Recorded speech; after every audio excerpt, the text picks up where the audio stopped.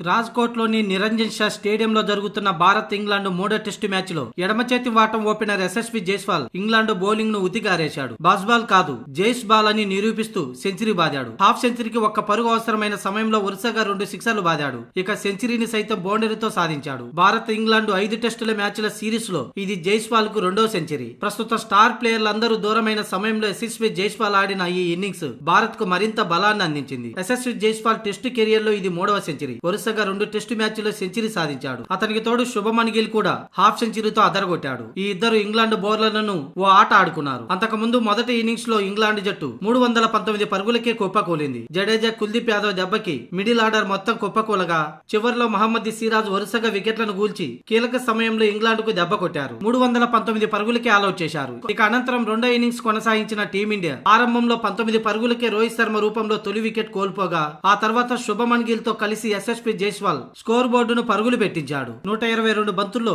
9 4లు 5 సిక్సర్లతో 104 పరుగుల వ్యక్తిగత స్కోరు వద్ద ఉండగా వెన్నునొప్పి రావడంతో పెవిలియన్ కి వెళ్లాల్సి వచ్చింది. దీంతో జైస్వాల్ రిటైర్డ్ హర్డ్ గా వెనుదిరిగాడు. ఇక ఆ తర్వాత వచ్చిన రజత్ పాటీదార్ ఖాతా తెరవకుండానే పెవిలియన్ చేరాడు. వచ్చిన అవకాశాన్ని అనవసరంగా చేజార్చుకున్నాడు. మొదటి ఇన్నింగ్స్ లో కూడా కేవలం 5 పరుగులే చేసి పెవిలియన్ చేరాడు. దీంతో అతనికి తదుపరి మ్యాచ్ లో కష్టమే. ఇక మరో ఎండులో శుభమన్ గిల్ 65 పరుగులతో నాట్అవుట్ గా నిలిచాడు. అలాగే నైట్ వాచ్మెన్ గా కుల్దీప్ యాదవ్ బ్యాటింగ్ ను కొనసాగిస్తున్నాడు. మొత్తంగా మూడో రోజు ఆట ముగిసే సమయానికి టీమిండియా స్కోరు ఒక వికెట్ కోల్పోయి 196 పరుగులు చేసింది. మొదట ఇన్నింగ్స్ 445 పరుగులు కలుపుకోగా ప్రస్తుతం ఇంగ్లాండ్ ముందు టీమిండియా 322 పరుగుల ఆధిక్యంలో ఉంది.